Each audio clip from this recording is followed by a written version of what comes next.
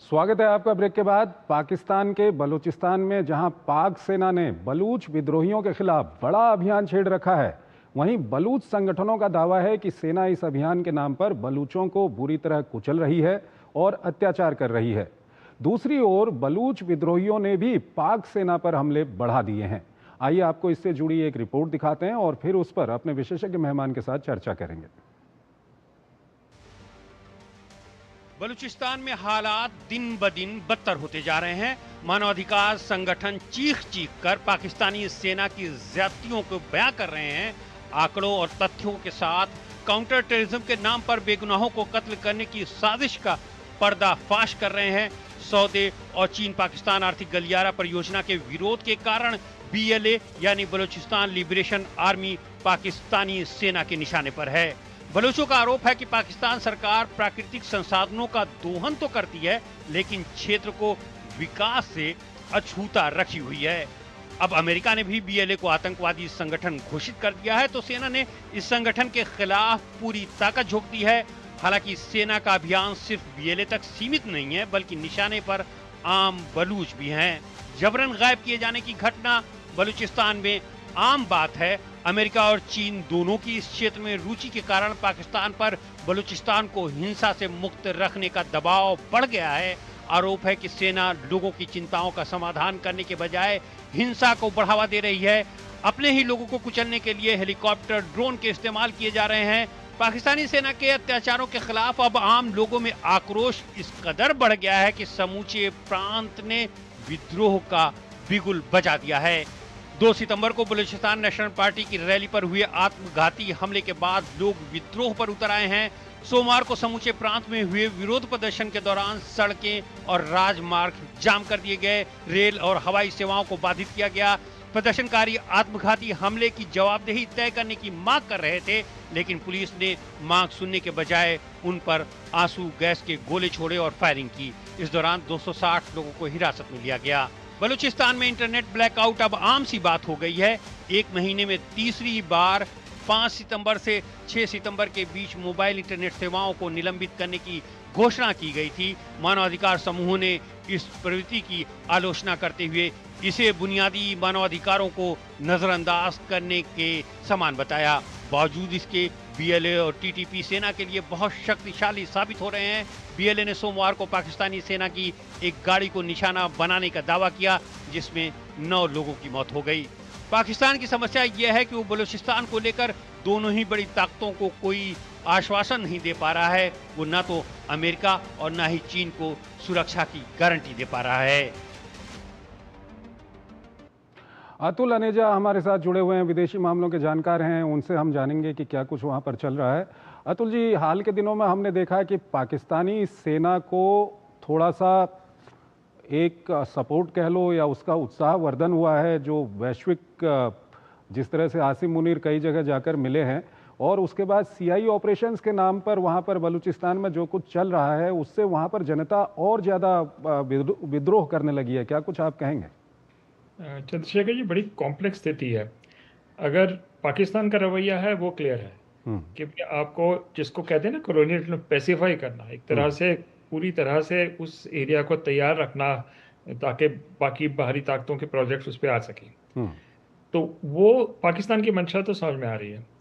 अब लेकिन कॉम्प्लेक्सिटी आती है कि चीन और अमेरिका, ये दोनों के लिए एक बैटल ग्राउंड बन गया है।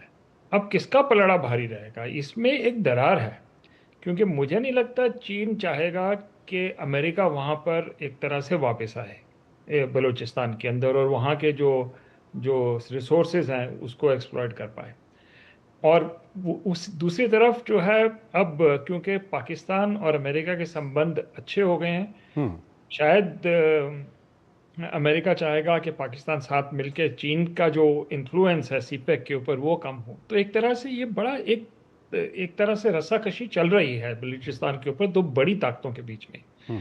उसके बीच में जो पिस रहे हैं वो हैं आम नागरिक बलूचिस्तान के, क्योंकि अगर हम पाकिस्तान का मोडस ऑपरेंडी देखें तो कोई बदला नहीं है जो बांग्लादेश में हुआ था। उसी तरह से शोषण करना, ह्यूमन राइट्स वायलेशंस करना, पूरी तरह से मूवमेंट्स डायलॉग के बजाय मिलिट्री फोर्स का ही सिर्फ यूज करना, ये पुराने ही प्लेबुक है पाकिस्तान की। तो अब क्या ये कर पाएंगे? क्योंकि दूसरी तरफ से अगर आप रेजिस्टेंस की तरफ से देखें तो बीएलए जो है वो बहुत, उसकी माजिद ब्रिगेड है सुसाइड बॉम्बर्स की, जो बहुत ही बड़े अटैक्स कर रही है पाकिस्तान के ऊपर। आपको याद होगा जाफर एक्सप्रेस जो ट्रेन है उसके ऊपर बीएलए ने अटैक किए थे, और 2 बार जाफर एक्सप्रेस पे अटैक हो चुके हैं, और भी कई जगह। बल्कि बीएलए के अटैक कराची स्टॉक एक्सचेंज, फिर एक यूनिवर्सिटी में, तो सुसाइड बॉम्बिंग्स की हैं। तो बीएलए इस वक्त एक पोटेंट फोर्स है। लेकिन अब बात आती है ज्योग्राफी, अगर हम देखें कि बीएलए को पीछे से सपोर्ट करने वाला कौन है, वहां पर केंद्रित होगा कि रेजिस्टेंस कैसे आएगी। क्योंकि 2 बॉर्डर पड़ते हैं। एक बॉर्डर जो मुझे बिल्कुल याद आ रहा है वो ईरान का बॉर्डर।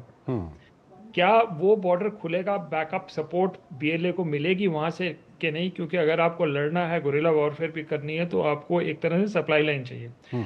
तो ये एक चुनौती होगी बीएलए के लिए। दूसरा टैक्टिक्स ये होता है कि भाई अगर हमें बाहर से भी सप्लाईज ना मिले तो हम पुलिस स्टेशन या आर्मी कैंटोनमेंट्स को अटैक करके वहां से हथियार लें, और ये Maoist tactic balance of power किधर जाता है। लेकिन कोई फाइनलिटी की तरफ नहीं है बलूचिस्तान। मुझे लगता है सबके बीच जो टीटीपी और बलूचों के बीच में एक अंडरस्टैंडिंग बनी है हाल के कुछ सालों में, वो पाकिस्तान के लिए कितना वहां पर मुश्किल खड़ी कर रही है? और साथ ही साथ नवाज शरीफ ने कहा था कि इसका कोई पॉलिटिकल सॉल्यूशन निकालना चाहिए। क्या पाकिस्तान तैयार है कोई पॉलिटिकल सॉल्यूशन निकालने के लिए? मुझे नहीं लग रहा कि पाकिस्तान इस वक्त, खासकर जब से आसिम मुनीर फील्ड मार्शल बने या उससे ही पहले, कि मिलिट्री कोई सॉफ्ट ऑप्शन। बल्कि अगर स्पीचेस देखें आसिम मुनीर की, तो आसिम मुनीर तो कह रहा है कि हम पूरी तरह से हस्तक्षेप करेंगे पॉलिटिक्स को। हम politics is too serious to be left to politicians. ये एक कैलिफोर्निया में स्पीच दी थी जिसमें ये कहा था कि हम छोड़ नहीं सकते पॉलिटिक्स। तो एक तरह से मुझे नहीं लगता कि कोई पॉलिटिकल सोल्यूशन के लिए कोई नेचुरल रुचि है जो हुकूमत है पाकिस्तान की इस वक्त। तो वो एक पॉलिटिकल सॉल्यूशन तो मुझे नजर नहीं आ रहा। दूसरी बात जो आपने किया वो इंटरेस्टिंग है, टीटीपी की। अब प्रॉब्लम यह है कि टीटीपी और बलोच एक साथ मिल सकते हैं कुछ जगह पे, या कुछ फैक्शंस बलोच के मिल सकते हैं, लेकिन जो आइडियोलॉजी है दोनों की उसमें बहुत फर्क है। क्योंकि ये जो बलोच बीएलए है ये एक सोशलिस्ट सेक्युलर बैकग्राउंड से आए हुए हैं, और टीटीपी की जो आइडियोलॉजी है वो ज़्यादा इस्लामिक ओरिएंटेड है। इसमें एक लेकिन बड़ा फैक्टर है, वो अफगानिस्तान का जो बॉर्डर लगता है। क्योंकि अगर कोई इसको जोड़ सकता है इन दोनों को, तो अफगान गवर्नमेंट इनको जोड़ सकती है। और दोनों तरफ, खैबर पख्तूनख्वा और बलूचिस्तान के ऊपर, मुझे लगता है कि हमें वहां पर भी नजर डालनी होगी कि अफगानिस्तान में क्या हो रहा है। अतुल जी, बहुत बहुत शुक्रिया आपका हमारे इस कार्यक्रम में जुड़ने के लिए और दोनों ही विषयों पर अपना महत्वपूर्ण विश्लेषण हमारे दर्शकों के साथ साझा करने के लिए। एक और छोटा सा ब्रेक लेंगे और ब्रेक के उस पार आज की कुछ और महत्वपूर्ण अंतर्राष्ट्रीय खबरें आपको बताएंगे।